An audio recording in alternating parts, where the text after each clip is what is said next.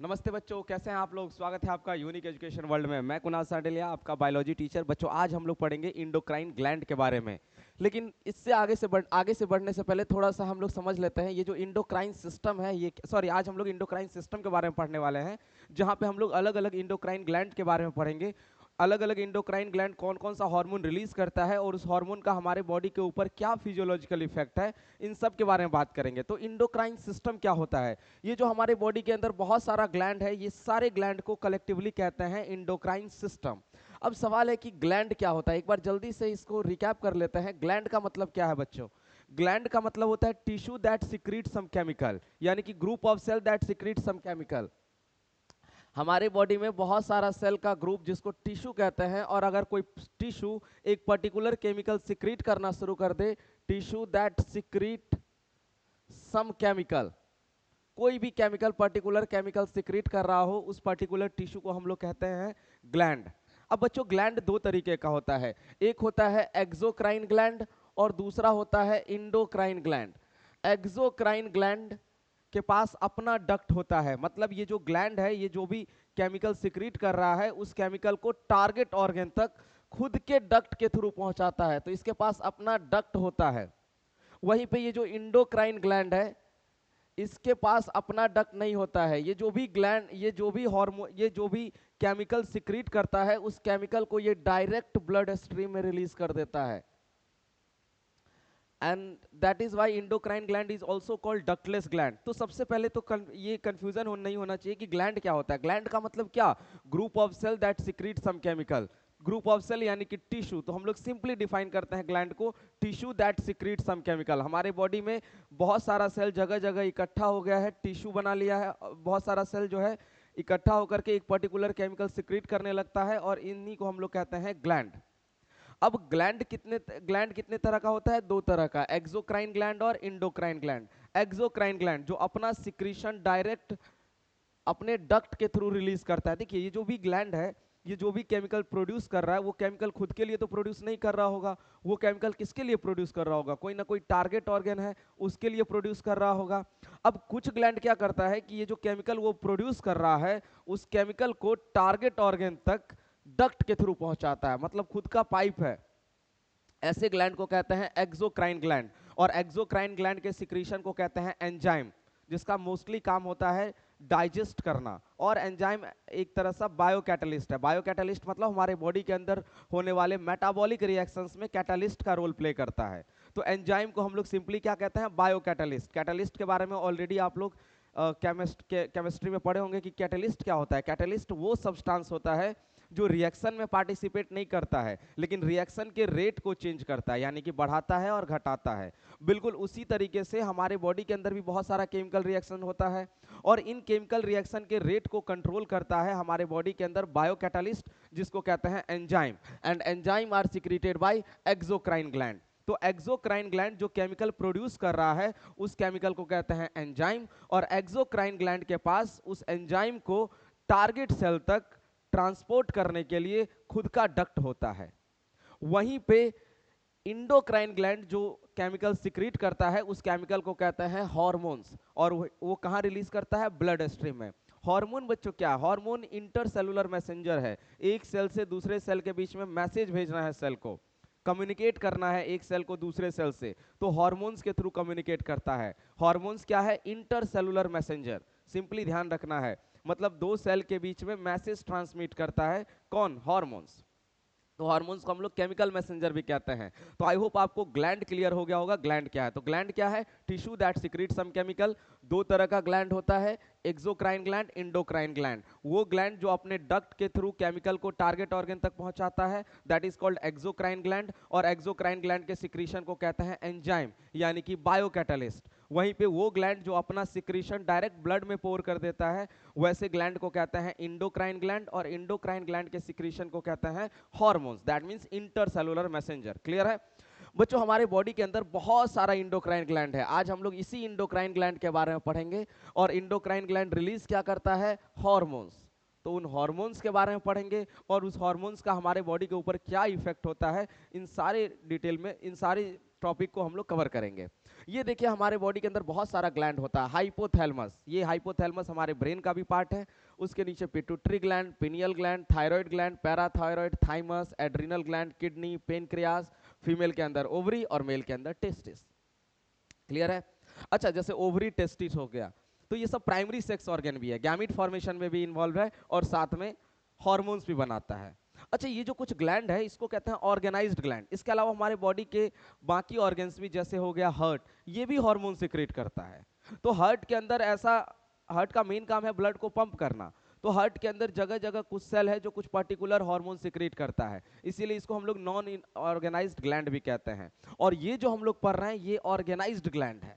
यदि ये मत कंफ्यूज होइएगा कि सिर्फ यही वो ग्लैंड है जो हार्मोन सिक्रेट करता है, नहीं, इसके अलावा हमारे बॉडी का बाकी ऑर्गन्स भी हार्मोन सिक्रेट करता है, बट वहां पे कोई ऑर्गेनाइज्ड स्ट्रक्चर नहीं है हार्मोन सिक्रेट करने के लिए। क्लियर है? तो उसको सबको हम लोग नॉन ऑर्गेनाइज्ड ग्लैंड में कहते हैं। जैसे हार्ट मेन काम है ब्लड पंप करना और उसके अलावा कुछ हार्मोन भी सिक्रेट करता है। क्लियर है? लेकिन ये वो जो ग्लैंड है इसका मेन काम होता है हार्मोन सिक्रेट करता, ओवरी और टेस्टिस को छोड़ करके। ओवरी और टेस्टिस प्राइमरी सेक्स ऑर्गन है that is involve in the formation of gamete. इसके अलावा बाकी जितना भी ग्लैंड है ये सब ऑर्गेनाइज्ड ग्लैंड है। क्लियर है? चलिए अब थोड़ा सा आगे बढ़ेंगे। कुछ लोगों का डाउट होगा कि सर ये इंडोक्राइन सिस्टम का काम क्या है। तो बच्चों, इंडोक्राइन सिस्टम का काम है हमारे, it is responsible for control and coordination of organ in our body. हमारे बॉडी के अंदर ऑर्गन्स को कंट्रोल करना, कोऑर्डिनेटेड तरीके से काम करना, बॉडी के अंदर होने वाले मेटाबॉलिक रिएक्शंस को कंट्रोल करना, यही काम है इंडोक्राइन ग्लैंड के द्वारा रिलीज किए गए हार्मोन्स का। इंडोक्राइन ग्लैंड क्या रिलीज करता है? हार्मोन्स। और ये हार्मोन्स क्या करता है? ऑर्गन को कंट्रोल करता है, ऑर्गन को कोऑर्डिनेट करवाता है आपस में, और इसके अलावा हमारे बॉडी के अंदर होने वाले मेटाबॉलिक एक्टिविटीज, मेटाबॉलिक रिएक्शंस को भी कंट्रोल करता है। अब कुछ लोग का डाउट होगा कि सर हम लोग के पास नर्वस सिस्टम तो था, क्लियर है, तो फिर इंडोक्राइन सिस्टम का जरूरत क्यों पड़ा? ऑलरेडी हमारे पास कंट्रोल एंड कोऑर्डिनेशन के लिए क्या था? नर्वस सिस्टम था। We have a well developed nervous system. Nervous system एक सेंट्रल नर्वस सिस्टम, फिर peripheral nervous system. Central nervous system के अंदर ब्रेन और स्पाइनल कॉर्ड है, और पेरिफेरल नर्वस सिस्टम के अंदर autonomic nervous system, somatic nervous system. तो हमारे बॉडी के अंदर नर्व सेल से बना हुआ, न्यूरॉन से बना हुआ नर्वस सिस्टम तो ऑलरेडी प्रेजेंट है, जो बॉडी के डिफरेंट ऑर्गन को कंट्रोल करता है। जैसे मसल के कॉन्ट्रैक्शन और रिलैक्सेशन को कौन कंट्रोल करता था? सेरेब्रम। उसी तरीके से हमारे बॉडी के अंदर जो इनवॉलेंट्री मसल है, जैसे स्टमक का मसल, इंटेस्टाइन का मसल, इसको कौन कंट्रोल करता है? Medulla oblongata. और हमारे बॉडी को बैलेंस करने में हेल्प कर रहा है कौन? सेरेबेलम। तो ऑलरेडी हम लोग बात किए थे, ऑलरेडी हम लोग का एक वीडियो है इस पे नर्वस सिस्टम पे, कि नर्वस सिस्टम क्या करता है? हमारे बॉडी के ऑर्गन्स को कंट्रोल और कोऑर्डिनेट करता है। फिर एक सवाल आएगा, जब already we have a nervous system, तो फिर एक और इंडोक्राइन सिस्टम का जरूरत क्यों पड़ा? ये दोनों ऑर्गन सिस्टम का हम लोग को जरूरत क्यों पड़ा? नर्वस सिस्टम तो था ही ना ऑर्गन को कंट्रोल और कोऑर्डिनेट करने के लिए, इंडोक्राइन सिस्टम का जरूरत क्यों पड़ा? क्लियर है? तो ये तो था इंडोक्राइन ग्लैंड के बारे में। चलिए हम लोग एक बार डिफरेंस देख लेते हैं दोनों के बीच में, बहुत इंपॉर्टेंट, बार बार क्वेश्चन पूछता है इससे। क्लियर है? तो सबसे पहला, नर्वस सिस्टम मैसेज को ट्रांसमिट करता है in the form of electric impulse, यानी कि इलेक्ट्रिक करंट के फॉर्म में यहां मैसेज ट्रांसमिट होता है। कौन? Nervous system. लेकिन इंडोक्राइन सिस्टम में मैसेज ट्रांसमिट होता है in the form of chemical, और उस केमिकल को कहते हैं हार्मोन्स। अभी बताए हैं इंटरसेलुलर मैसेंजर। तो इंडोक्राइन सिस्टम में मैसेज किसके थ्रू ट्रांसमिट होता है? हार्मोन्स के थ्रू। और नर्वस सिस्टम में मैसेज किसके थ्रू ट्रांसमिट होता है? Electric impulse. अच्छा, नर्वस सिस्टम किससे मिलकर बना होता है? नर्व सेल से। नर्वस सिस्टम किससे मिलकर बना होता है? नर्व सेल, न्यूरॉन भी कहते हैं इसको। बच्चों, ये स्पेशल सेल होता है हमारे बॉडी में जो इलेक्ट्रिक इंपल्स को जनरेट भी कर सकता है, उसको ट्रांसमिट भी कर सकता है, और उसको प्रोसेस भी कर सकता है। न्यूरॉन के बारे में ऑलरेडी एक लेक्चर अवेलेबल है, तो आप वहां जाके देख सकते हैं। तो हमारा नर्वस सिस्टम किससे मिलकर बना है? नर्व सेल से मिलकर बना है, न्यूरॉन से मिलकर बना है। लेकिन इंडोक्राइन सिस्टम किससे मिलकर बना है? ये इंडोक्राइन ग्लैंड से मिलकर बना है। और इंडोक्राइन ग्लैंड क्या रिलीज करता है? इंडोक्राइन ग्लैंड रिलीज करता है हार्मोन्स। तो हमारा नर्वस सिस्टम बना होता है इंडोक्राइन ग्लैंड से और उसके द्वारा रिलीज किए गए हार्मोन्स से। अगला डिफरेंस अगर हम बात करें, तो this system has direct connection with every part under its control. बहुत इंपॉर्टेंट है, कंफ्यूज नहीं होना है। नर्वस सिस्टम बॉडी के जिस पार्ट को भी कंट्रोल कर रहा है उसके साथ डायरेक्टली कनेक्टेड है, कोई इंटरमीडिएट नहीं। नर्वस सिस्टम याद रखिएगा, नर्वस सिस्टम हमारे बॉडी के हर सेल से कनेक्टेड नहीं है, लेकिन बॉडी के जिस भी पार्ट से कनेक्टेड है, कैसे कनेक्टेड है? डायरेक्ट कनेक्शन, बहुत important. Nervous system is not connected to each and every cell of our body, but the nervous system has direct connection with every part under its control। जो भी जिस body के जिस भी part को nervous system control कर रहा है, वो पार्ट नर्व सेल के साथ डायरेक्टली कनेक्टेड है। लेकिन this system, endocrine system, is not directly connected with parts under it control. अच्छा, इंडोक्राइन सिस्टम बॉडी के हर सेल तक पहुंच है, इंडोक्राइन सिस्टम का पहुंच बॉडी के हर सेल तक है, क्योंकि इंडोक्राइन सिस्टम क्या रिलीज करता है? हार्मोन्स। कहाँ रिलीज करता है? ब्लड। और जैसा कि हम जानते हैं कि ब्लड का पहुंच बॉडी के हर सेल तक है। तो इंडोक्राइन सिस्टम बॉडी के हर सेल से कनेक्टेड है, बट इनडायरेक्टली कनेक्टेड है। बॉडी के हर सेल से कनेक्टेड है, लेकिन कैसे कनेक्टेड है? इनडायरेक्टली। नर्वस सिस्टम बॉडी के हर सेल से कनेक्टेड नहीं है, लेकिन जिससे भी कनेक्टेड है उसके साथ कैसे कनेक्टेड है? डायरेक्टली। आई होप आपको ये वाला पॉइंट क्लियर हो गया होगा कि nervous system has direct connection, कोई इंटरमीडिएट नहीं। लेकिन इंडोक्राइन सिस्टम में डायरेक्ट कनेक्टेड नहीं है। जैसे पिट्यूटरी ग्लैंड हमारे फोर ब्रेन के नीचे प्रेजेंट होता है, लेकिन ये बॉडी के ग्रोथ को कंट्रोल करता है, सेल्स के अंदर माइटोटिक डिवीजन करवाता है। तो पिट्यूटरी ग्लैंड क्या करता है? ग्रोथ हार्मोन रिलीज करता है ब्लड में, और ब्लड के थ्रू फिर ये ग्रोथ हार्मोन बॉडी के हर सेल तक चला जाता है। क्लियर है?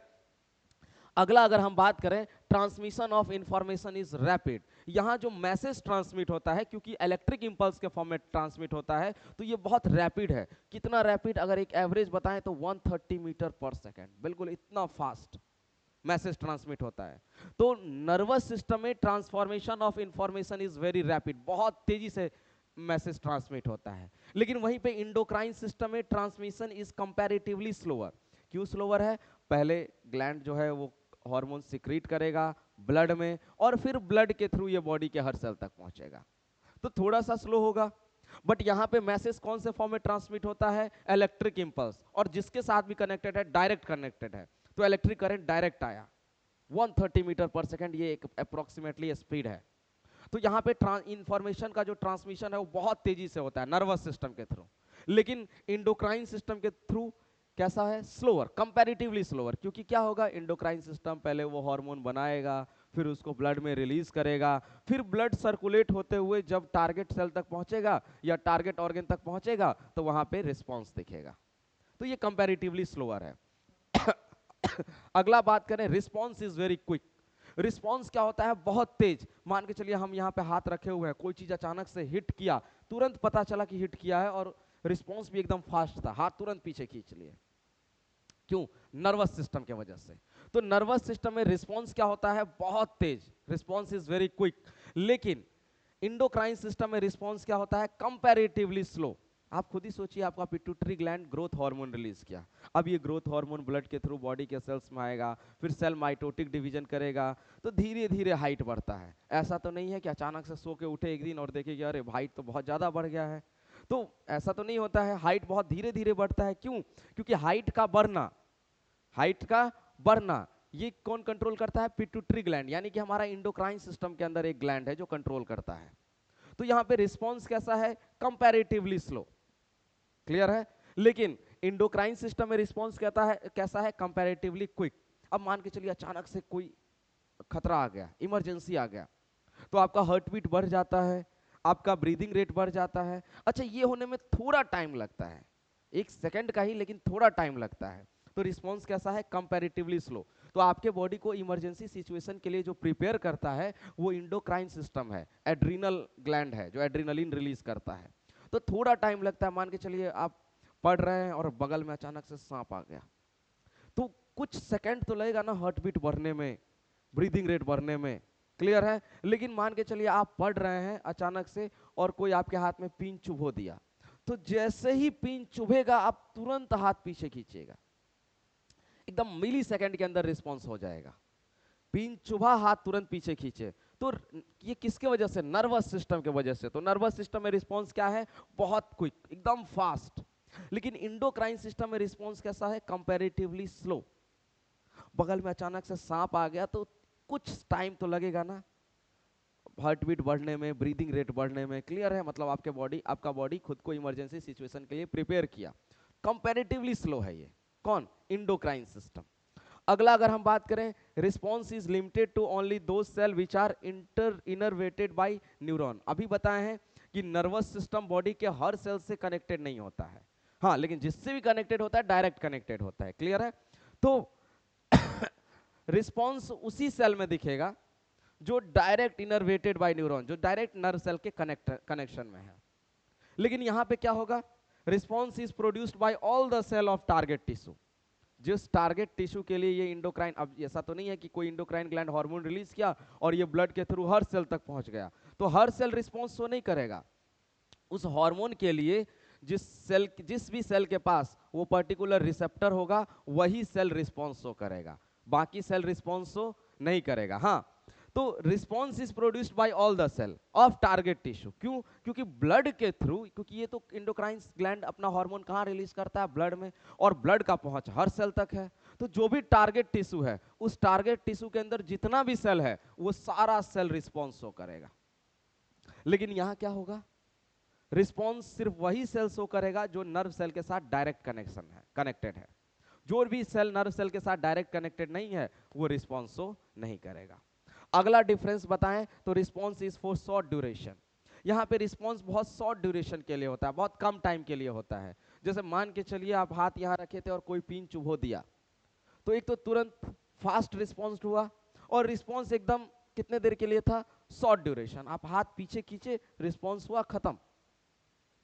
क्लियर? ऐसा तो नहीं है कि हाथ पीछे खींचते ही रह जाते हैं, नहीं, एक बार हाथ जैसे ही कोई पिन चुभाया, हाथ पीछे खींचे, हो गया रिस्पॉन्स। शॉर्ट ड्यूरेशन के लिए था। लेकिन यहां पे response is for longer duration. Response कितने देर के लिए होता है? थोड़ा ज्यादा टाइम के लिए होता है। अब मान के चलिए कोई अभी बताया कि बगल में सांप आ गया, हार्ट बीट बढ़ गया, ब्रीदिंग रेट बढ़ गया। अब सांप, पता चला कि वो सांप नहीं था, वो तो एक ऐसी रस्सी था। तो ये आपको पता चल गया कि कोई इमरजेंसी सिचुएशन नहीं है, फिर भी आपको नॉर्मल होने में थोड़ा टाइम लग जाता है। मतलब रिस्पॉन्स कितने देर के लिए था? लॉन्गर ड्यूरेशन के लिए था। हार्ट बीट थोड़ा देर के लिए बढ़ा ही रह जाता है, ब्रीदिंग रेट थोड़ा देर के लिए बढ़ा ही रह जाता है। मतलब रिस्पॉन्ड जो है वो लंबे समय के लिए होता है। क्लियर है? तो आई होप आपको नर्वस सिस्टम और इंडोक्राइन सिस्टम के बीच में डिफरेंस क्लियर हो गया होगा। अगर आपसे पूछा जाए नर्वस सिस्टम का लिमिटेशंस क्या है, वो कहाँ कहाँ, वो क्या क्या बात है जहाँ पे नर्वस सिस्टम चूक जाता है, जिसकी वजह से हम लोग को इंडोक्राइन सिस्टम का भी जरूरत पड़ा, तो सबसे पहला याद रखेंगे कि nervous system is not connected to each and every part of our body, each and every cell of our body. Nervous system body के हर सेल से डायरेक्ट कनेक्टेड नहीं है। सबसे बड़ा लिमिटेशन तो यही है नर्वस सिस्टम का। और दूसरा, नर्वस सिस्टम में क्या होता है, जब नर्व सेल के थ्रू एक मैसेज ट्रांसमिट होता है इलेक्ट्रिक इंपल्स के फॉर्म में, तो नर्व सेल को थोड़ा सा टाइम चाहिए खुद को रीपोलराइज करने के लिए, ताकि वो दूसरा इंपल्स ट्रांसमिट कर सके। समझ में आया क्या बोले? मान के चलिए कोई एक इंफॉर्मेशन नर्व सेल ट्रांसमिट किया, तो अब इस नर्व सेल को थोड़ा सा समय चाहिए खुद को रीपोलराइज करने के लिए, ताकि वो अगला मैसेज, अगला इंफॉर्मेशन ट्रांसमिट कर सके। मतलब नर्व सेल मैसेज को कंटिन्यूअसली ट्रांसमिट नहीं कर सकता है, इसको हर एक इंपल्स के बाद थोड़ा सा टाइम चाहिए खुद को रीपोलराइज करने के लिए।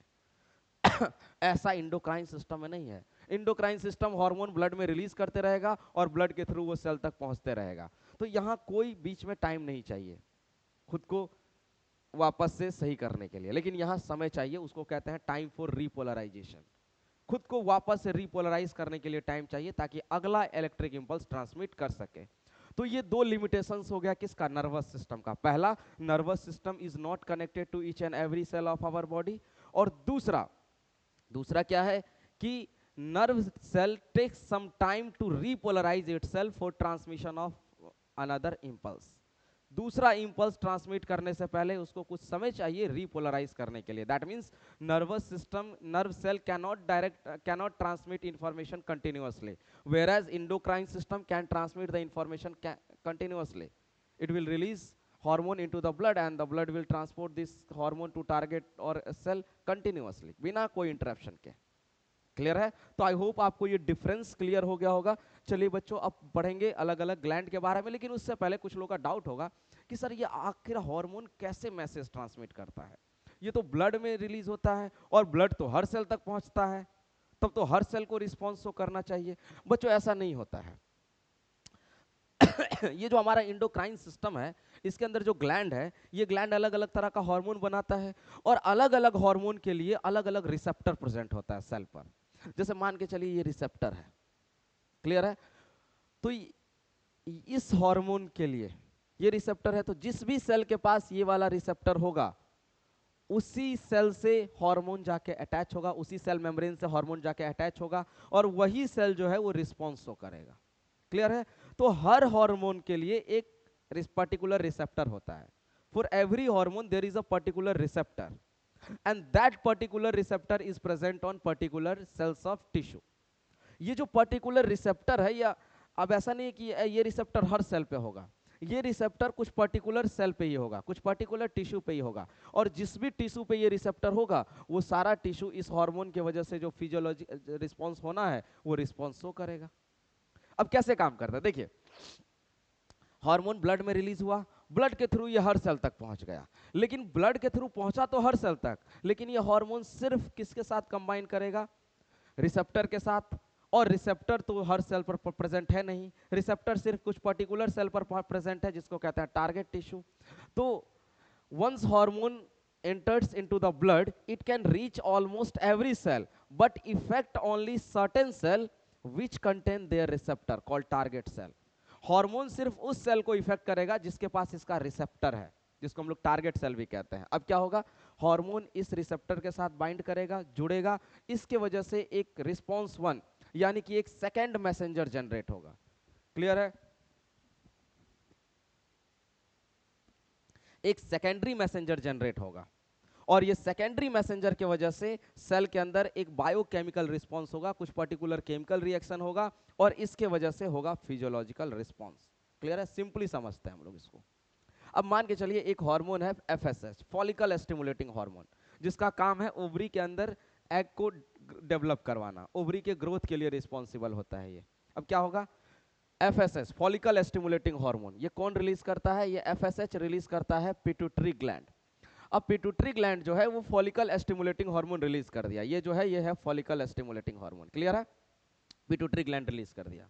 अब पिट्यूटरी ग्लैंड ये हार्मोन रिलीज किया ब्लड में, और ब्लड के थ्रू ये हार्मोन बॉडी के हर सेल तक पहुंचा।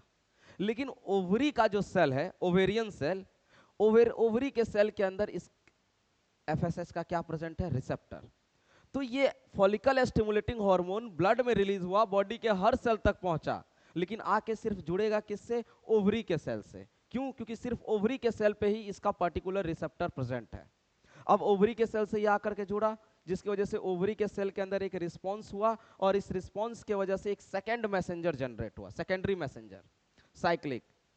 ये क्या है? AMP, cyclic AMP. एएमपी का मतलब क्या होता है बच्चों? एडिनोसाइन मोनोफॉस्फेट, साइक्लिक एएमपी या फिर कैल्शियम आयन, ये सेकेंड मैसेंजर की तरह काम करता है। और इस मैसेंजर के वजह से साइक्लिक एएमपी यानी कि एडिनोसाइन मोनोफॉस्फेट, इसके वजह से ओवरी का जो सेल है उसके अंदर कुछ पर्टिकुलर केमिकल रिएक्शन हुआ, जिसको कहे बायोकेमिकल रिस्पॉन्स, और इस पर्टिकुलर केमिकल रिएक्शन के वजह से हमको देखने को मिला फिजियोलॉजिकल रिस्पॉन्स, यानी कि ओवेरियन ग्रोथ, ओवरी का ग्रोथ हुआ। क्लियर है? तो इस तरीके से हार्मोन काम करता है, सिंपली समझिएगा। सबसे पहले हार्मोन ब्लड में रिलीज होगा, ब्लड के थ्रू ये पहुंचेगा तो बॉडी के हर सेल तक, लेकिन रिस्पॉन्स सिर्फ वही सेल शो करेगा जिसके पास क्या प्रेजेंट है? जिसके पास उस हार्मोन का क्या प्रेजेंट है? रिसेप्टर। अब हार्मोन उस रिसेप्टर से जाके अटैच होगा, हार्मोन जैसे ही रिसेप्टर से अटैच होगा तो क्या उससे, उसके वजह से क्या होगा? एक सेकेंड मैसेंजर, सेकेंडरी मैसेंजर के वजह से बायोकेमिकल रिस्पांस, और बायोकेमिकल रिस्पांस की वजह से फिजियोलॉजिकल रिस्पांस। क्लियर है? इस तरीके से हार्मोन काम करता है। समझ में आया बच्चों? याद रखिएगा, हार्मोन एक नॉन न्यूट्रिएंट्स केमिकल है। नॉन न्यूट्रिएंट्स मतलब इसका कोई न्यूट्रिशियस प्रॉपर्टी नहीं होता है। It is secreted in very small amount, बहुत कम अमाउंट में इसको सिक्रेट किया जाता है, and it act as a intercellular messenger. तो हम लोग इसको डिफाइन भी करते हैं, hormone are the non nutrients chemical, कोई न्यूट्रिशियस प्रॉपर्टी नहीं है, एक बार मैसेज ट्रांसमिट हुआ बस किडनी इसको फिल्टर करके बाहर निकाल देगा। क्लियर है? तो hormone are the non nutrients chemical that is secreted in very small amount and act as a intercellular messenger. Clear है? चलिए अब हम लोग पढ़ेंगे अलग अलग ग्लैंड के बारे में, उसके द्वारा रिलीज किया गया हार्मोन्स, और फिर उस हार्मोन्स का फिजियोलॉजिकल इफेक्ट। सबसे पहला ग्लैंड हम लोग पढ़ने वाला है वो है पिट्यूटरी ग्लैंड। बच्चों पिट्यूटरी ग्लैंड कहाँ होता है? हाइपोथैलेमस के ठीक नीचे। हाइपोथैलेमस हमारे फोर ब्रेन का पार्ट है। ये जो है ये पूरा का पूरा हमारा फोर ब्रेन होता है, जिसके अंदर ये जो बड़ा वाला रीजन देख रहे हैं इसको कहते हैं सेरेब्रम, और सेरेब्रम के नीचे होता है डाइंसेफेलन, जिसको ब्रेन रूफ भी कहते हैं। डाइंसेफेलन में सबसे ऊपर एपिथैलेमस, थैलेमस, हाइपोथैलेमस, क्लियर है। और इसी हाइपोथैलेमस के नीचे ये जो आपको पी शेप मटर के दाने के बराबर जो छोटा सा ग्लैंड दिख रहा है, ये इसी को कहते हैं पिट्यूटरी ग्लैंड। ये जूम करके देखिए, यह है पिट्यूटरी ग्लैंड, मटर के दाने के बराबर होता है। हाइपोथैलेमस के ठीक नीचे, हाइपोथैलेमस किसका पार्ट है? डाइंसेफेलन का पार्ट है। हाइपोथैलेमस, फिर इसके ऊपर होगा थैलेमस, फिर इसके ऊपर होगा एपिथैलेमस, और फिर इसके ऊपर सेरेब्रम। तो सेरेब्रम पूरा का पूरा ये जो है ये क्या है? सेरेब्रम। और सेरेब्रम के नीचे होता है डाइंसेफेलन, जिसके अंदर होता है thalamus, thalamus, epithalamus, thalamus, hypothalamus. और हाइपोथैलेमस के ठीक नीचे है ये जो दिख रहा है आपको, यह है पिट्यूटरी ग्लैंड। पिट्यूटरी ग्लैंड का लोकेशन आई थिंक क्लियर हो गया होगा, it is located just below hypothalamus, और हाइपोथैलेमस से ये कनेक्टेड भी होता है, और हाइपोथैलेमस ही है जो पिट्यूटरी ग्लैंड के सिक्रीशन को कंट्रोल करता है। क्लियर है? अच्छा, पिट्यूटरी ग्लैंड जो है ये बॉडी के बाकी बहुत सारे ग्लैंड के फंक्शंस को भी कंट्रोल करता है, बॉडी के बहुत सारे ग्लैंड के सिक्रीशन को भी कंट्रोल करता है। जैसे थायराइड ग्लैंड, इसके सिक्रीशन को भी कौन कंट्रोल करता है? Pituitary gland. हमारे किडनी के ऊपर कौन शेप का ग्लैंड है? Adrenal gland. और एड्रीनल ग्लैंड का जो बाहर वाला पार्ट है, कॉर्टेक्स वाला रीजन, तो कॉर्टेक्स वाला रीजन जो हार्मोन रिलीज करता है उसको भी कौन कंट्रोल करता है? Pituitary gland. इसके अलावा पिट्यूटरी ग्लैंड की वजह से ही फीमेल के अंदर वो जेनेसिस होता है ओवरी के अंदर, और मेल के अंदर स्पर्मेटोजेनेसिस होता है टेस्टिस के अंदर। तो पिट्यूटरी ग्लैंड क्योंकि बहुत सारे अदर ग्लैंड के फंक्शन को भी कंट्रोल करता है, that is why pituitary gland is called master gland. ध्यान रखिएगा, pituitary gland is called master gland because it control the secretion of many other gland. Clear है? अब बात करते हैं कि ऐसा क्या ये हार्मोन रिलीज करता है जो ये बॉडी बहुत सारे अदर ग्लैंड के फंक्शन को भी कंट्रोल करता है।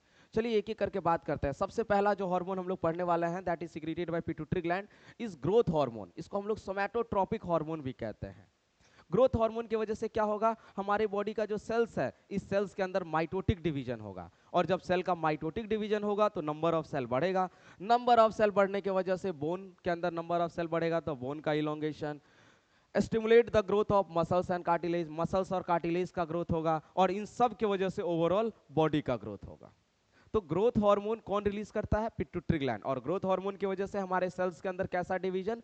Mitotic division. और इस माइटोटिक डिवीजन की वजह से बोन के अंदर माइटोटिक डिवीजन होगा तो बोन का इलोंगेशन, मसल्स फाइबर के अंदर माइटोटिक डिवीजन होगा तो मसल्स का ग्रोथ, कार्टिलेज के अंदर माइटोटिक डिवीजन होगा तो कार्टिलेज का ग्रोथ, और ओवरऑल बॉडी का ग्रोथ। अगर ये ग्रोथ हार्मोन कम सिक्रीट हुआ, हाइपो का मतलब कम, कम सिक्रीट हुआ तो ड्वार्फिज्म, छोटा रह जाएगा आदमी। और अगर ये ग्रोथ हार्मोन ज्यादा सिक्रीट हुआ, हाइपर सिक्रीशन ज्यादा सिक्रीट हुआ, तो जिजेंटिज्म, हाइट बहुत ज्यादा बढ़ जाएगा। क्लियर है?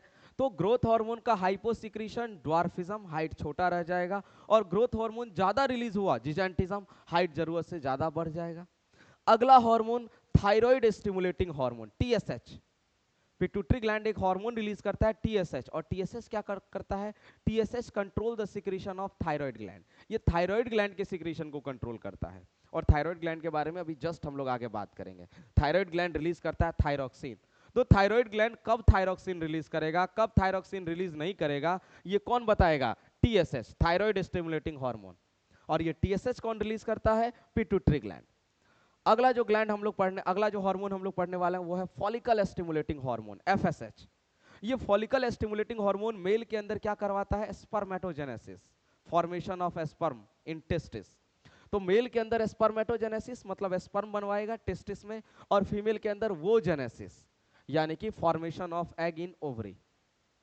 तो फीमेल के अंदर एग का फॉर्मेशन, ओवरी के अंदर वो जेनेसिस, और मेल के अंदर स्पर्म का फॉर्मेशन, टेस्टिस के अंदर स्पर्मेटोजेनेसिस। इसके लिए कौन रिस्पॉन्सिबल है? Follicle stimulating hormone. कौन रिलीज कर रहा है? Pituitary gland. अभी तो दो ग्लैंड तो अभी देख लिए कि कंट्रोल कर रहा है ना। अगला ल्यूटेनाइजिंग हार्मोन, एलएच। मेल के अंदर इसी ल्यूटेनाइजिंग हार्मोन की वजह से टेस्टिस जो है वो टेस्टोस्टेरोन रिलीज करता है, यानी कि मेल सेक्स हार्मोन। तो टेस्टोस्टेरोन कौन रिलीज करता है? टेस्टिस। लेकिन कब रिलीज करेगा? Under the effect of luteinising hormone. तो ल्यूटिनाइजिंग हार्मोन मेल के अंदर तो टेस्टोस्टेरोन रिलीज करवाता है और फीमेल के अंदर ये ओव्यूलेशन करवाता है। देखिए, एक बार जब फीमेल प्यूबर्टी को अटेन करती है तो फीमेल के अंदर मेंस्ट्रुअल साइकिल स्टार्ट होता है। अब मेंस्ट्रुअल साइकिल के हर मेंस्ट्रुअल साइकिल के 14th डेज पे फीमेल के ब्लड में ल्यूटिनाइजिंग हार्मोन बढ़ जाता है। मेंस्ट्रुअल साइकिल के 14th डेज में फीमेल के अंदर ल्यूटिनाइजिंग हार्मोन का अमाउंट बढ़ जाता है। इसको कहते हैं एलएच सर्ज। एलएच सर्ज कब फीमेल के अंदर होता है? 14th days of menstrual cycle. Menstrual cycle एक आइडियल मेंस्ट्रुअल साइकिल 28 दिन का होता है। तो उस 28 दिन के मेंस्ट्रुअल साइकिल में जो 14वें दिन होता है उस दिन फीमेल के ब्लड के अंदर ल्यूटिनाइजिंग हार्मोन का अमाउंट बहुत बढ़ जाता है, जिसको कहते हैं एलएच सर्ज। सर्जर लिखते हैं एलएच सर्ज। और इसी एलएच सर्ज की वजह से फीमेल के अंदर एग रिलीज होता है। तो फीमेल के अंदर एग कब रिलीज होता है? At the 14th days of menstrual cycle. और रिलीज होने का रीजन क्या है? एलएच सर्ज, ल्यूटिनाइजिंग हार्मोन बहुत बढ़ गया है। और ओवरी से मैच्योर एग का रिलीज होना, इसी को कहते हैं ओव्यूलेशन। तो फीमेल के अंदर ल्यूटिनाइजिंग हार्मोन की वजह से क्या होता है? ओव्यूलेशन। और मेल के अंदर क्या रिलीज करवाता है? टेस्टोस्टेरोन। और टेस्टोस्टेरोन क्या है? मेल सेक्स हार्मोन है, जो मेल के अंदर सेकेंडरी सेक्सुअल कैरेक्टर के लिए रिस्पॉन्सिबल होता है। मेल के अंदर जितना भी सेकेंडरी सेक्सुअल कैरेक्टर है, facial hair, armpit hair, low pitch voice, इन सब के ये सब क्या है? Secondary sexual character. और इसके लिए रिस्पॉन्सिबल कौन होता है? टेस्टोस्टेरोन। अच्छा, ल्यूटिनाइजिंग हार्मोन और एफएसएच, फॉलिकल स्टिमुलेटिंग हार्मोन, ये दोनों किसको अफेक्ट करता है? टेस्टिस और ओवरी को। टेस्टिस और ओवरी को हम लोग कहते हैं गोनैड्स। इसीलिए एफएसएच और एलएच को हम लोग गोनाडोट्रोपिक हार्मोन भी कहते हैं। गोनाडोट्रोपिक, गोनैड्स का मतलब क्या? टेस्टिस और ओवरी। तो ल्यूटिनाइजिंग हार्मोन ये ल्यूटिनाइजिंग हार्मोन भी किसको इफेक्ट करता है? फीमेल के अंदर ओवरी को और मेल के अंदर टेस्टिस को। फीमेल के अंदर ओवरी से क्या करवाता है? ओवुलेशन, एग रिलीज करवाता है। और मेल के अंदर टेस्टिस से क्या रिलीज करवाता है? टेस्टोस्टेरोन। उसी तरीके से फॉलिकल स्टिमुलेटिंग हार्मोन मेल के अंदर टेस्टिस से क्या करवाता है? स्पर्म बनवाता है। और फीमेल के अंदर ओवरी से क्या करवाता है? एग बनवाता है। तो एफएसएच और एलएच, इसको हम लोग गोनाडोट्रोपिक हार्मोन भी कहते हैं। क्लियर है? चलिए, अगला जो हार्मोन पिट्यूटरी ग्लैंड के द्वारा रिलीज होता है, इंपॉर्टेंट, उसके बारे में बात करें, वो है एंटी डायूरेटिक हार्मोन, एडीएच। अब एडीएच कब रिलीज होगा? जब आपके बॉडी के अंदर, शरीर के अंदर पानी का कमी हो जाता है। तो हमारे शरीर के अंदर प्रेजेंट है बहुत सारा ऑस्मो रिसेप्टर्स।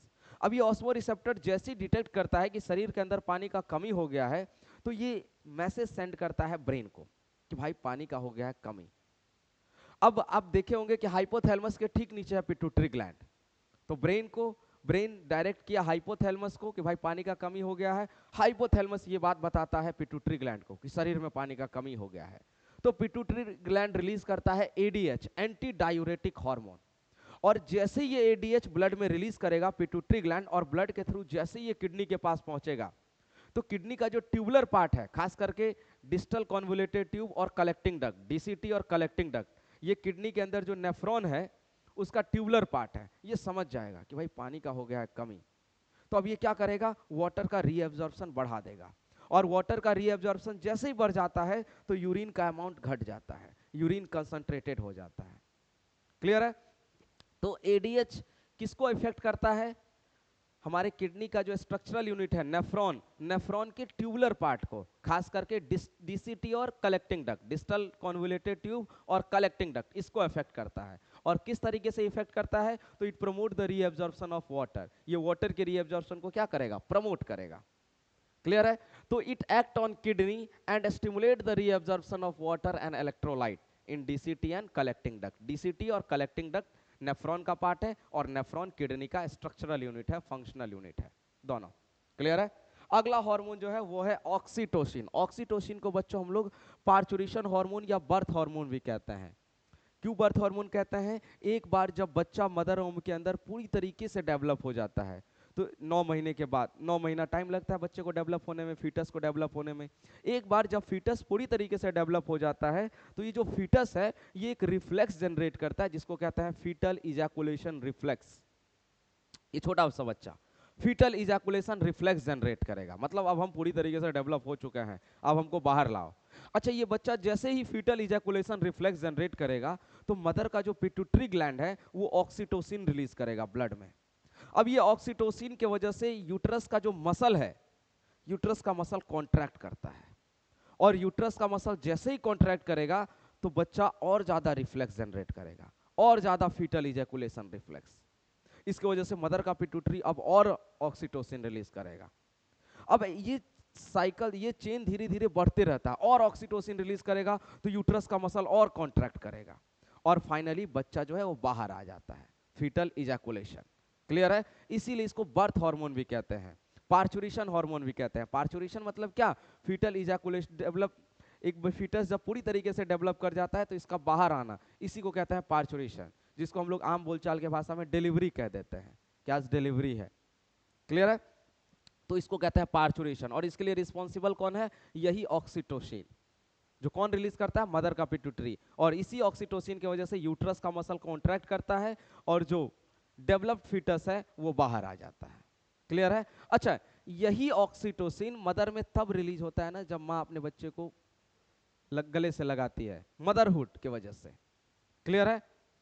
जब बच्चा रोता है तो यही ऑक्सीटोसिन रिलीज होता है मदर में, मदरहुड की वजह से। और फिर इसी ऑक्सीटोसिन की वजह से मदर का जो मेमोरी ग्लैंड के अंदर जो एल्वियोलाई सेल है वो मिल्क सिक्रीशन स्टार्ट कर देता है, इसीलिए इसको मिल्क इजेक्शन या मिल्क लेट हार्मोन भी कहते हैं। इसी की वजह से मिल्क इजेक्शन भी होता है। आप कभी नोटिस किए होंगे कि जो लोग गाय भैंस पालते हैं ना, वो क्या करते हैं, जब दूध निकालने का टाइम आता है सुबह और शाम, तो दूध निकालने से पहले छोटा सा बछड़ा को लाया जाता है।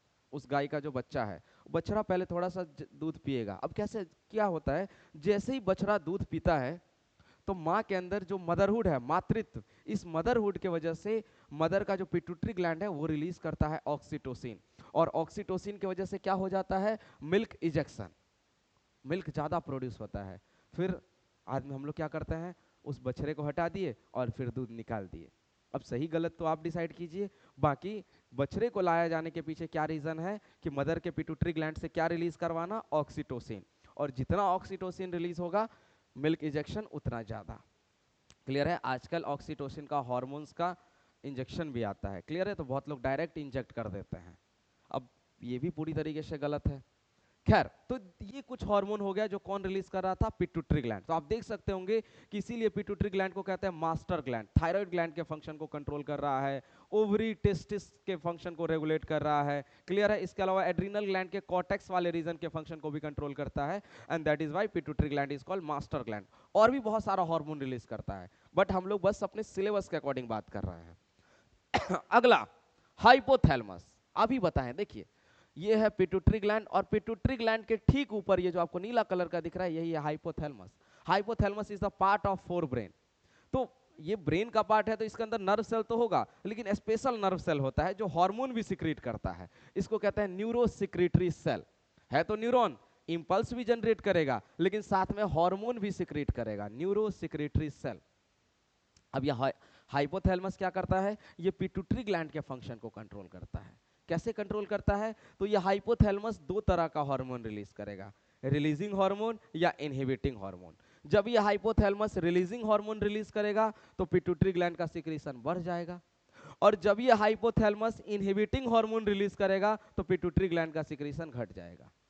तो पिट्यूटरी ग्लैंड के सिक्रीशन को कौन कंट्रोल करता है? Hypothalamus, and that is why we often called hypothalamus a master of master gland. बहुत बार हम लोग हाइपोथैलेमस को मास्टर ऑफ मास्टर ग्लैंड भी कहते हैं। रीजन बहुत क्लियर है, क्योंकि हाइपोथैलेमस किसको कंट्रोल कर रहा है? पिट्यूटरी ग्लैंड के सिक्रीशन को, और पिट्यूटरी ग्लैंड को क्या कहते हैं? मास्टर ग्लैंड कहते हैं। क्लियर है? It regulate the synthesis of pituitary gland. और कैसे? दो तरह का हार्मोन रिलीज करता है, रिलीजिंग हार्मोन, जैसे ही रिलीजिंग हार्मोन रिलीज करेगा तो stimulate the secretion of pituitary gland, pituitary gland का सिक्रीशन बढ़ जाएगा। और जैसे ही इनहिबिटिंग हार्मोन रिलीज करेगा तो पिट्यूटरी ग्लैंड का सिक्रीशन घट जाएगा। इसीलिए हम लोग हाइपोथैलेमस को मास्टर ऑफ मास्टर ग्लैंड कहते हैं, क्योंकि ये पिट्यूटरी ग्लैंड के सिक्रीशन को कंट्रोल करता है। और हाइपोथैलेमस फोर ब्रेन का भी पार्ट है। तो इसके पास नर्व सेल भी होता है, लेकिन ये नर्व सेल हार्मोन भी सिक्रीट करता है, कहते हैं इसको न्यूरो सिक्रीटरी सेल। अगला जो हार्मोन हम लोग बात करने वाले हैं वो है थायरॉक्सिन, जो कि रिलीज करता है थायराइड ग्लैंड। सबसे पहले लोकेशन जानिए, ये है आपका लैरिंग्स यानी कि voice box. Larynx, voice box, male में यही बाहर की तरफ प्रोट्रूड कर जाता है, जिसको एडम्स एप्पल कहते हैं। लैरिंग्स के बाद शुरू होता है विंड पाइप, ट्रैकिया। ये जो है ये है विंड पाइप यानी कि ट्रैकिया। अब लैरिंग्स और ट्रेकिया का जहां जंक्शन है, जहां पे लैरिंग्स और ट्रेकिया आपस में मिलता है, उसके दोनों तरफ लेटरली और इधर सामने की तरफ वेंट्रली, देखिए बच्चों ये जो वाला पार्ट है ना, इधर सामने वाला पार्ट, इसको बोलते हैं वेंट्रल सरफेस, और पीठ वाला जो पार्ट है इसको कहते हैं डॉर्सल सरफेस। तो कहाँ लोकेटेड है हाइपोथैलेमस? वेंट्रल सरफेस में। किसके वेंट्रल सरफेस में? तो लैरिंग्स ट्रेकिया का जो जंक्शन है इसके वेंट्रल सरफेस में लेटरली मतलब इसके दोनों तरफ। ये होता एक ही है, याद रखिएगा, इसका 2 लोब होता है और दोनों लोब कनेक्टेड होता है एक फ्लैप के थ्रू जिसको कहते हैं इस्थमस। क्लियर है? एक ही है। अच्छा, इसको ना बटरफ्लाई शेप ग्लैंड भी कहते हैं। तो बहुत बार एग्जाम में पूछता है name a gland that is butterfly shape and name the hormone secreted by it. तो वो ग्लैंड जो बटरफ्लाई शेप का होता है उसका नाम क्या है? Thyroid gland. और ये जो हार्मोन सिक्रेट करता है उस हार्मोन का नाम है थायरॉक्सिन। क्लियर है?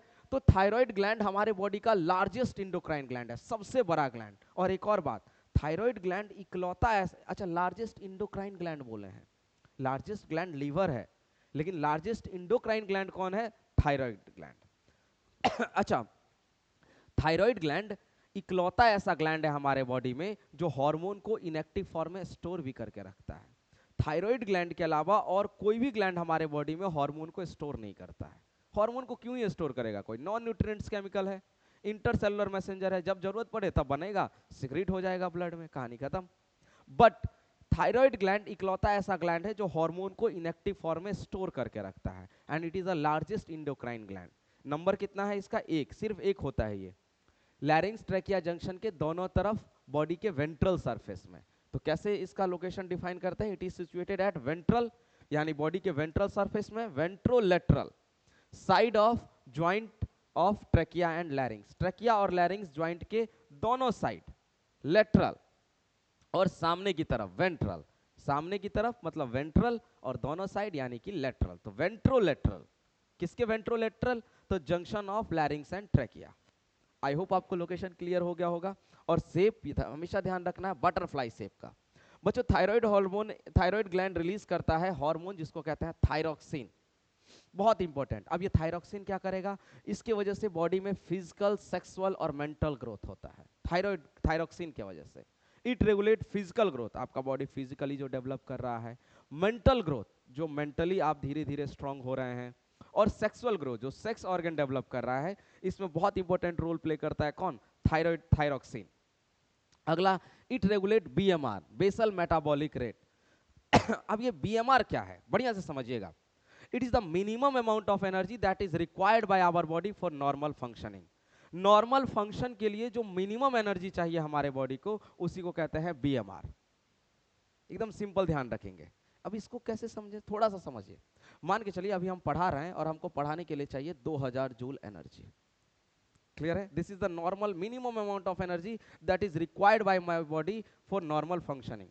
वैसे तो हम लोग एनर्जी को जब बात करें बॉडी के टर्म्स में तो कैलोरी में मेजर करते हैं, लेकिन अभी हम एसआई यूनिट में रखेंगे, 2000 जूल। क्लियर है? अब मान के चलिए मेरा बॉडी ज्यादा एनर्जी प्रोड्यूस कर रहा है, मतलब 2500 जूल प्रोड्यूस कर रहा है। तो मेरा बॉडी क्या कर रहा है? ज्यादा एनर्जी बर्न कर रहा है। अब इसके वजह से क्या होगा? आदमी पतला हो जाएगा, बीएमआर बढ़ चुका है। जितना बॉडी को चाहिए उससे ज्यादा बॉडी एनर्जी बर्न कर रहा है, उससे ज्यादा कैलोरी बॉडी बर्न कर रहा है, तो आदमी दुबला पतला होने लगेगा, बीएमआर बढ़ गया। अब अगर मेरा बॉडी 2000 जूल से कम एनर्जी प्रोड्यूस कर रहा है, मान के चलिए 1500 जूल एनर्जी प्रोड्यूस कर रहा है, तो जितना मेरे बॉडी को एनर्जी चाहिए नॉर्मल फंक्शनिंग के लिए, मेरा बॉडी उससे कम प्रोड्यूस कर रहा है। मतलब जितना कैलोरी उसको बर्न करना चाहिए उतना कैलोरी बर्न नहीं कर रहा है, वो उतना एनर्जी बर्न नहीं कर रहा है वो। तो ये सब क्या होगा? बॉडी के अंदर स्टोर होने लगेगा, यानी कि बीएमआर घट गया तो एनर्जी, जो एनर्जी के लिए जो रिस्पॉन्सिबल था सब्सटेंस, वो बॉडी में स्टोर होने लगा और बॉडी जो है वो मोटा हो जाएगा, मोटापा बढ़ जाएगा। तो बीएमआर घट गया तो आपका बॉडी जितना जरूरत है उससे कम एनर्जी प्रोड्यूस कर रहा है, मोटापा बढ़ जाएगा। बीएमआर बढ़ गया तो आपके बॉडी को जितना चाहिए एनर्जी उससे ज्यादा प्रोड्यूस कर रहा है, मतलब बीएमआर बढ़ गया तो जरूरत से ज्यादा कैलोरी बर्न कर रहा है, तो आदमी हो जाएगा दुबला पतला। तो बीएमआर क्लियर हुआ, it is the minimum amount of energy that is in the form of calorie that is required by our body for normal function. Normal function के लिए जो मिनिमम एनर्जी चाहिए उसी को हम लोग कहते हैं बीएमआर। क्लियर है? अगला, it regulates metabolism of fat, carbohydrate and protein. बच्चों हमारे बॉडी के अंदर जो सेल है, इस सेल के अंदर फैट से रिलेटेड, कार्बोहाइड्रेट से रिलेटेड, प्रोटीन से रिलेटेड जितना भी मेटाबॉलिज्म है, मेटाबॉलिज्म का मतलब इससे इस सब्सटेंस से एसोसिएटेड केमिकल रिएक्शंस जो हमारे बॉडी में हो रहा है, इसको रेगुलेट करता है कौन? थायरॉक्सिन। जैसे कार्बोहाइड्रेट, कार्बोहाइड्रेट से रिलेटेड एक मेटाबॉलिज्म लिखते हैं। ग्लूकोज एक कार्बोहाइड्रेट है, सिंपल कार्बोहाइड्रेट, जिसको कि हमारे बॉडी में ऑक्सीडाइज किया जाता है in the presence of oxygen to release energy, और साथ में प्रोड्यूस होता है CO2 प्लस H2O। अब आप इसको कहेंगे ये एक केमिकल रिएक्शन है, बिल्कुल केमिकल रिएक्शन है, बॉडी के अंदर होने वाला केमिकल रिएक्शन है, तो मेटाबॉलिज्म। और इसको आप दूसरे तरीके से कह सकते हैं कि it is the metabolism of carbohydrate, ये कार्बोहाइड्रेट का मेटाबॉलिज्म है। क्लियर है? कार्बोहाइड्रेट से एसोसिएटेड एक केमिकल रिएक्शन है, तो ये कार्बोहाइड्रेट का क्या है? मेटाबॉलिज्म। इसी तरीके से फैट का मेटाबॉलिज्म और प्रोटीन के मेटाबॉलिज्म को भी हमारे बॉडी में कौन रेगुलेट करता है? थायरॉक्सिन। क्लियर है? चलिए बढ़ते हैं वापस से अगले पार्ट की तरफ। अगर थायरॉक्सिन कम रिलीज होगा, अब क्यों रिलीज होगा? तो हमारे थायराइड ग्लैंड को थायरॉक्सिन प्रोड्यूस करने के लिए आयोडीन चाहिए होता है। अब अगर हमारे खाने में आयोडीन का कमी हो जाएगा तो हमारे बॉडी में भी आयोडीन का कमी हो जाएगा, और अगर आयोडीन का कमी हो जाएगा तो हमारे थायराइड ग्लैंड का सिक्रीशन घट जाएगा, क्योंकि थायराइड ग्लैंड को थायरॉक्सिन प्रोड्यूस करने के लिए क्या चाहिए? आयोडीन। अब अगर आयोडीन नहीं मिल रहा है थायराइड ग्लैंड को भरपूर मात्रा में, तो थायराइड ग्लैंड थायरॉक्सिन जितना चाहिए उतना सिक्रीट नहीं करेगा, इसको कहते हैं हाइपोथायरॉयडिज्म। अब अगर ये किसी एडल्ट में हो रहा है, किसी एडल्ट में थायराइड ग्लैंड का सिक्रीशन घट गया है, तो इसके वजह से थायराइड ग्लैंड का साइज बढ़ जाता है, इसको, इस बीमारी को कहते हैं ग्वाइटर। तो अगर किसी एडल्ट में आयोडीन का कमी हो गया, तो उस एडल्ट के अंदर थायराइड ग्लैंड सफिशिएंट अमाउंट में थायरॉक्सिन प्रोड्यूस नहीं कर पाएगा, जिसके वजह से थायराइड ग्लैंड का साइज बढ़ जाता है, इसी को कहते हैं ग्वाइटर। और अगर किसी प्रेग्नेंट लेडी के अंदर थायराइड ग्लैंड का, अगर किसी प्रेग्नेंट लेडी के अंदर आयोडीन का कमी हो गया, यानी कि हाइपोथायरॉयडिज्म ड्यूरिंग प्रेगनेंसी, तो जो बच्चा होगा वो फिजिकली वीक होगा, मेंटली रिटार्डेड होगा। क्लियर है? इसको, इस बीमारी को कहते हैं क्रेटिनिज्म। तो hypothyroidism during pregnancy causes defective development and maturation of the growing baby. जो बच्चा डेवलप हो रहा है उसका डेवलपमेंट और मैच्योरेशन कैसा रहेगा? Defective, mentally retarded, physically weak, और इस बीमारी को कहते हैं, बच्चे के अंदर जो बीमारी है उस बीमारी को कहते हैं क्रेटिनिज्म।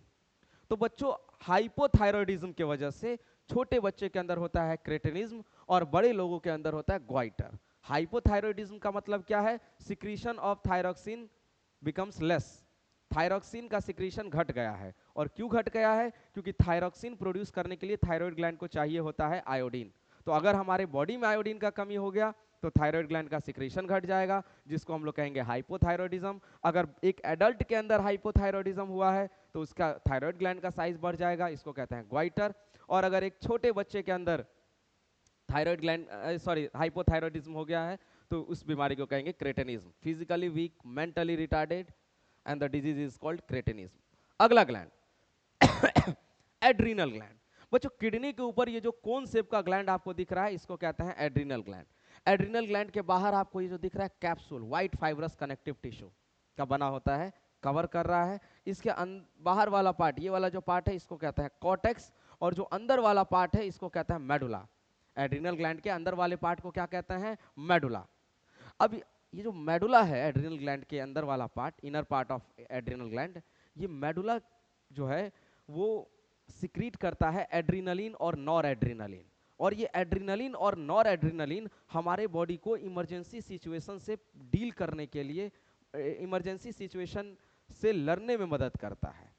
तो क्योंकि adrenal gland is associated with emergency situation, इसीलिए बच्चों इस एड्रीनल ग्लैंड को हम लोग 3F ग्लैंड भी कहते हैं। याद रखिएगा 3F ग्लैंड। 3F मतलब फियर, फ्लाइट, फाइट। ये तीनों इमरजेंसी कंडीशन है। फियर डर, फ्लाइट भाग रहे हैं, फाइट लड़ाई हो गया, ये सब इमरजेंसी सिचुएशन है। तो जैसे ही ऐसा कोई इमरजेंसी सिचुएशन आएगा तो ये जो हमारा एड्रीनल ग्लैंड है इसका ये जो मेडुला वाला रीजन है, याद रखिएगा मेडुला वाला पार्ट, ये रिलीज करता है एड्रीनलिन एंड और नॉर एड्रीनलिन। और ये एड्रीनलिन और नॉर एड्रीनलिन हमारे बॉडी को प्रिपेयर करता है किसके लिए? इमरजेंसी सिचुएशन के लिए। अब आप बोलिएगा सर कैसे प्रिपेयर करता है इमरजेंसी सिचुएशन के लिए? तो जैसे ही एड्रीनलिन और नॉर एड्रीनलिन रिलीज होगा वैसे ही हार्ट बीट बढ़ जाएगा, इंक्रीज हार्ट बीट बढ़ गया ताकि ब्लड सप्लाई बढ़ जाए। अलर्टनेस, आदमी ज्यादा अलर्ट हो जाएगा। प्यूपिलरी डायलेशन, आंख के अंदर ये जो सर्कुलर एपर्चर है जिससे लाइट अंदर जाता है, जिसको प्यूपिल कहते हैं, ये प्यूपिल डायलेट कर जाएगा, फैल जाएगा ताकि ज्यादा लाइट अंदर जाए, देखने में कोई दिक्कत ना हो। Pupillary dilation. Pilo erection, goose bumps, शरीर का सारा बाल एकदम खड़ा हो गया, goose bumps, pilo erection. Increase breathing rate बढ़ जाएगा ताकि ब्रीदिंग रेट बढ़ने से क्या होगा कि ऑक्सीजन डिमांड को फुलफिल किया जा सके। इसके अलावा जो आपका स्प्लीन है जिसको blood bank of the body भी कहते हैं, वो पिचक जाएगा, स्क्वीज हो जाएगा ताकि उसके अंदर जो एक्स्ट्रा आरबीसी है वो ब्लड में रिलीज हो जाए। इसके अलावा muscles become ready to contract and relax, एकदम तैयार हो गया है। ये सारा रिस्पॉन्स जो है वो आपके बॉडी को प्रिपेयर करता है to deal with the emergency situation. Clear है? वही नॉर एड्रीनलिन वैसो कॉन्स्ट्रिक्टर के तरह काम करता है, ब्लड वेसल्स को पिचका देता है। ये आपका ब्लड वेसल्स है नॉर्मल, तो वैसो कॉन्स्ट्रिक्टर के वजह से ब्लड वेसल्स का ल्यूमेन का साइज यानी कि ब्लड वेसल्स का जो डायमीटर है वो घट जाता है, और ब्लड वेसल्स जैसे ही पिचक जाएगा ब्लड प्रेशर बढ़ जाएगा। तो नॉर एड्रीनलिन की वजह से ब्लड प्रेशर बढ़ जाता है इमरजेंसी सिचुएशन में।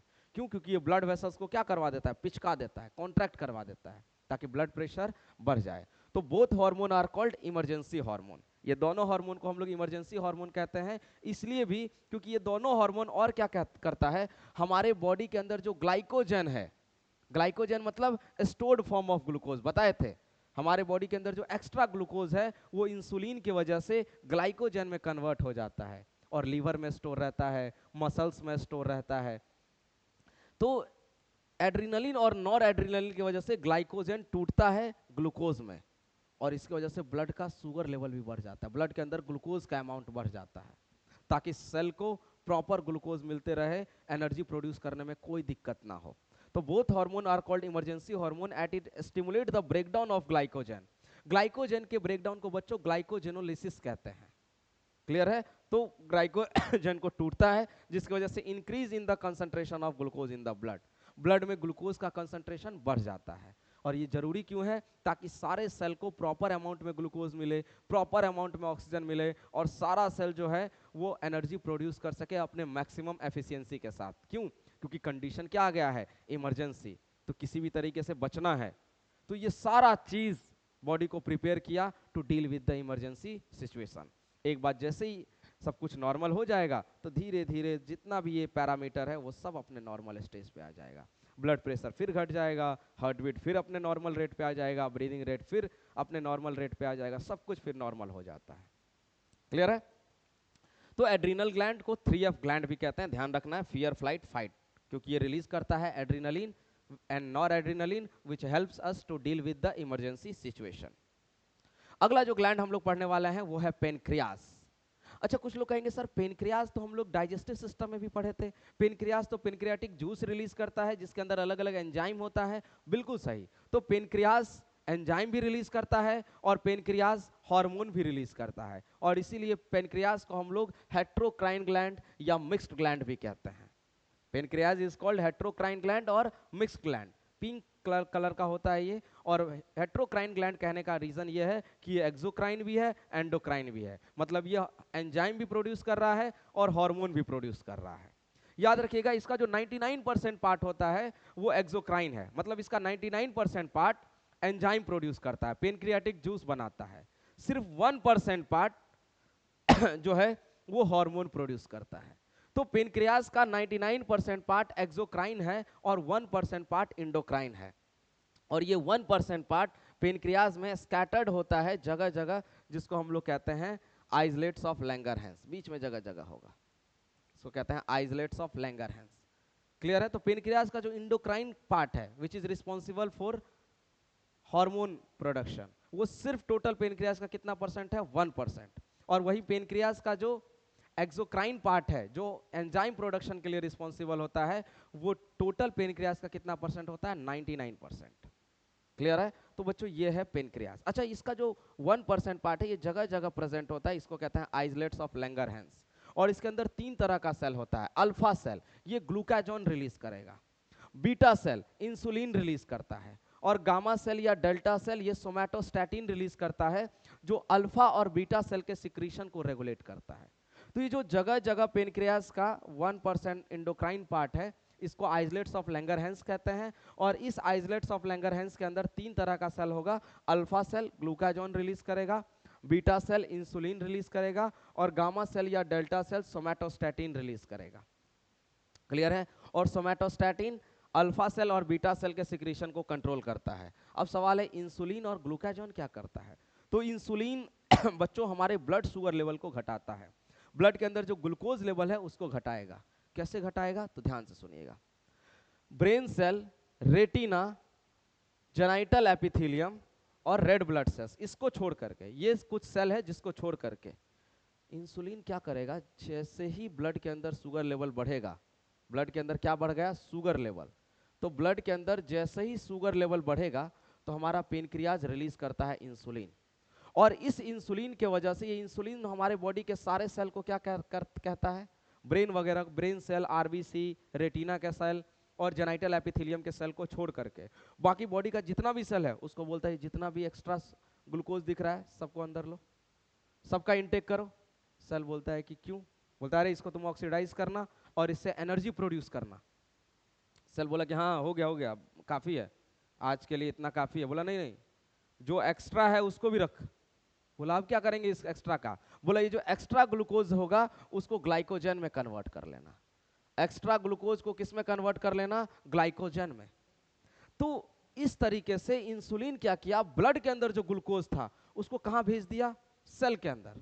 बोला ये लो और इसको ऑक्सीडाइज करो, एनर्जी प्रोड्यूस करो, और जो एक्स्ट्रा ग्लूकोज है उसको ग्लाइकोजन में स्टोर करके रख लो, ग्लाइकोजन में कन्वर्ट करके स्टोर कर लो। इसकी वजह से ब्लड शुगर लेवल घट गया। तो except brain cell, retina, RBC and genital epithelium, it stimulates the permeability and consumption of glucose.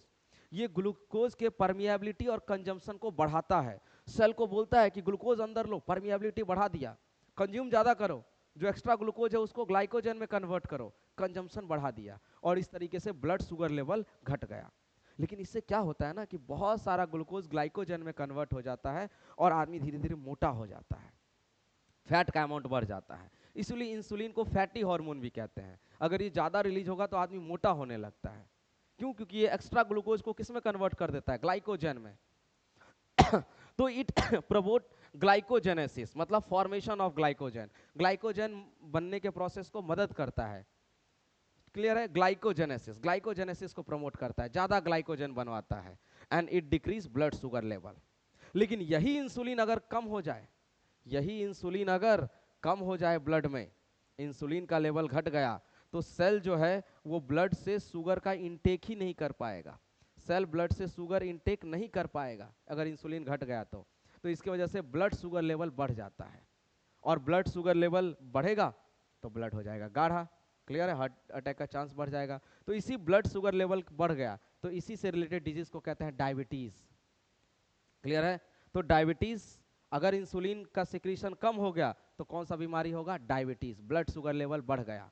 और अगर इंसुलिन का सिक्रीशन ज्यादा हो गया तो आदमी मोटा होने लगेगा। लेकिन अगर इंसुलिन का सिक्रीशन घट गया तो ब्लड सेल जो है वो ब्लड में से ग्लूकोज एब्जॉर्ब नहीं कर पाएगा, और सेल जो है वो भूखमरी में चला जाएगा, स्टारवेशन ऑफ सेल, तो आदमी दुबला पतला हो गया।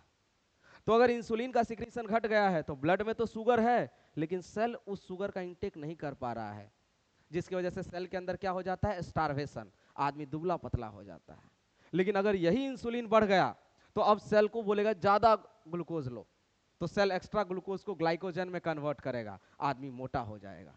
तो इंसुलिन का सिक्रीशन बढ़ गया, आदमी मोटा हो गया। इंसुलिन का सिक्रीशन घट गया, आदमी पतला हो गया। क्लियर है? और ग्लूकाजोन क्या करता है? ग्लूकाजोन ठीक इसका उल्टा करता है, antagonist to insulin. Insulin blood sugar level को घटा रहा था, ग्लूकाजोन ब्लड शुगर लेवल को बढ़ाता है। It act as antagonist to insulin. और कैसे? तो ये ग्लूकोनियोजेनेसिस, ग्लूकोज नियो, नया, जेनेसिस, बनाना, तो नए ग्लूकोज मॉलिक्यूल के सिंथेसिस को प्रमोट करता है ताकि ब्लड के अंदर शुगर लेवल बढ़ जाए। ग्लाइकोजिनोलिसिस, ग्लाइकोजन और लिसिस का मतलब होता है टूटना, तो ग्लाइकोजन के टूटने वाले प्रोसेस को प्रमोट करता है, मतलब ज्यादा, इसके वजह से ज्यादा ग्लाइकोजन टूटता है, और जब ग्लाइकोजन टूटता है तो क्या बनता है, ग्लूकोज। तो ग्लाइकोजिनोलिसिस के वजह से ब्लड के अंदर शुगर लेवल बढ़ जाता है, और ये ग्लाइकोजिनोलिसिस किसके वजह से होता है, ग्लूकाजोन। क्लियर है? तो इंसुलिन और ग्लूकाजोन एक दूसरे का उल्टा काम करता है। आप खाना खाए, 1-2 घंटे के बाद जैसे ही डाइजेशन शुरू हुआ और एब्जॉर्प्शन शुरू हुआ तो ब्लड के अंदर शुगर लेवल बढ़ेगा, और जैसे ये शुगर लेवल स्पाइक करेगा तो इंसुलिन रिलीज होगा, इंसुलिन की वजह से फिर शुगर लेवल घट गया। अब आप आज फास्ट पे हैं, भूखे हुए हैं, तो ब्लड शुगर लेवल कम है, तो इंसुलिन ग्लूकाजोन रिलीज होगा। ये क्या करेगा, जो एक्स्ट्रा ग्लूकोज है जो ग्लाइकोजन के फॉर्म में कन्वर्टेड था उसको तोड़ेगा और ब्लड में रिलीज करवाएगा, जिससे ब्लड के अंदर शुगर लेवल बढ़े और सेल जो है फिर इस ग्लूकोज का यूज कर पाए। क्लियर है? इसीलिए बोलते हैं उपवास करना जरूरी है, क्योंकि जिस दिन आप उपवास करते हैं उस दिन आपके बॉडी में जो एक्स्ट्रा ग्लूकोज था, जो ग्लाइकोजन के फॉर्म में कन्वर्ट था, वो टूटता है, वो यूज हो जाता है। चलिए, अगला जो हम लोग पढ़ने वाले हैं वो है गोनैड्स। गोनैड्स यानी कि टेस्टिस और ओवरी। मेल के अंदर टेस्टिस, फीमेल के अंदर ओवरी। अच्छा, टेस्टिस के अंदर होता है लीडिंग सेल, और ये लीडिंग सेल कुछ particular group of hormone release करता है, और इन सारे हार्मोन को कलेक्टिवली कहते हैं एंड्रोजेंस, और इसी में से एक हार्मोन है टेस्टोस्टेरोन। और ये टेस्टोस्टेरोन क्या करता है, it is responsible for the male secondary sexual character. Male के अंदर जो सेकेंडरी सेक्सुअल कैरेक्टर है इसके लिए रिस्पॉन्सिबल होता है। क्या क्या करवाता है, स्पर्मेटोजेनेसिस यानी कि formation of egg, regulate development of male accessory sex organ, male का जो सेकेंडरी सेक्स ऑर्गन है उसके डेवलपमेंट में मदद करता है कौन, टेस्टोस्टेरोन। इसके अलावा muscular growth, facial genital hair, aggressiveness, low pitch voice and influence male sexual behaviour. Male का जो फीमेल के प्रति अट्रैक्शन है इसके लिए भी कौन रिस्पॉन्सिबल होता है, टेस्टोस्टेरोन। और ये टेस्टोस्टेरोन किसका पार्ट है, एंड्रोजेंस का पार्ट है। ग्रुप ऑफ हार्मोन्स को कहते हैं एंड्रोजेंस, और इसी में से एक हार्मोन है टेस्टोस्टेरोन। और ये टेस्टोस्टेरोन किसके लिए रिस्पॉन्सिबल है, male secondary sexual character, spermatogenesis. Clear है? और ये रिलीज कौन करता है, टेस्टिस। और टेस्टिस और ओवरी को कलेक्टिवली हम लोग कहते हैं गोनैड्स। इसके अलावा अगला जो गोनैड्स है, फीमेल गोनैड्स, उसको हम लोग कहते हैं ओवरी। ओवरी भी दो तरह का हार्मोन प्रोड्यूस करता है, two group of steroid hormone. Steroid hormone मतलब ऐसा हार्मोन जो कोलेस्ट्रॉल के हेल्प से बनता है, कोलेस्ट्रॉल जिसका की सिंथेसिस हमारा लीवर करता है। क्लियर है? तो ओवरी दो तरह का स्टेरॉइड हार्मोन प्रोड्यूस करता है, एस्ट्रोजन और प्रोजेस्टेरॉन। एक लाइन में अगर फंक्शन बताएं तो estrogen prepare the body for possible pregnancy, estrogen female body को प्रिपेयर करता है पॉसिबल प्रेगनेंसी के लिए, and progesterone maintains pregnancy, progesterone pregnancy को मेंटेन करता है। इसके अलावा एस्ट्रोजन का कुछ और भी काम है, जैसे it stimulate growth and activities of female secondary sex organ. Female का जो सेकेंडरी सेक्स ऑर्गन है उसके डेवलपमेंट को ये प्रमोट करता है, उसके ग्रोथ को प्रमोट करता है, साथ में डेवलपमेंट ऑफ ओवम, एग का डेवलपमेंट होगा इसके वजह से। हाई पिच वॉइस, फीमेल का जो वॉइस है वो श्रीलर होते जाता है, फ्रीक्वेंसी बढ़ते जाता है, तो इसके वजह से क्या होता है, ये इसको कहते हैं हाई पिच वॉइस, फ्रीक्वेंसी बढ़ जाता है, आवाज श्रिल हो जाता है, श्रीलर वॉइस। मेमोरी ग्लैंड का डेवलपमेंट होता है फीमेल के अंदर, और regulate sexual character and sexual behaviour. Female के अंदर जो सेक्सुअल कैरेक्टर है, सेक्सुअल बिहेवियर है, इसके लिए भी रिस्पॉन्सिबल होता है कौन, एस्ट्रोजन। इसीलिए इस एस्ट्रोजन को फीमेल सेक्स हार्मोन भी कहते हैं, और टेस्टोस्टेरोन को मेल सेक्स हार्मोन। और अगला प्रोजेस्टेरोन सपोर्ट्स प्रेगनेंसी। प्रोजेस्टेरोन जो है वो प्रेगनेंसी को सपोर्ट करता है, act on memory gland and stimulate the formation of alveoli. हम फीमेल का जो मेमोरी ग्लैंड होता है इसके अंदर सेल्स होता है एल्वियोलस सेल, और ये एल्वियोलस सेल ही है जो मिल्क सिक्रीशन करता है। तो इस एल्वियोलस सेल के फॉर्मेशन को, ज्यादा एल्वियोलाई बने, कौन प्रमोट करता है, प्रोजेस्टेरोन। क्लियर है? और ये प्रोजेस्टेरोन कौन रिलीज करता है, ओवरी। तो आई होप आपको क्लियर हो गया होगा। एक सिंपल कुछ याद नहीं रहे तो इतना ध्यान रखना है कि estrogen prepare the body for possible pregnancy and progesterone maintain pregnancy. और इसके अलावा प्रोजेस्टेरोन की वजह से ही मेमोरी ग्लैंड का क्या होता है, डेवलपमेंट होता है। ये प्रोजेस्टेरोन ही है जिसकी वजह से मेमोरी ग्लैंड का डेवलपमेंट होता है। क्लियर है? तो ये था इंडोक्राइन सिस्टम के अंदर अलग अलग ग्लैंड और उसके द्वारा रिलीज किया जाने वाला अलग अलग हार्मोन। आई होप आपको सारा क्लियर है। अगर और भी कोई टॉपिक में डाउट है या इससे रिलेटेड कोई डाउट रहे तो प्लीज आप कमेंट में मेंशन कीजिएगा। Thank you.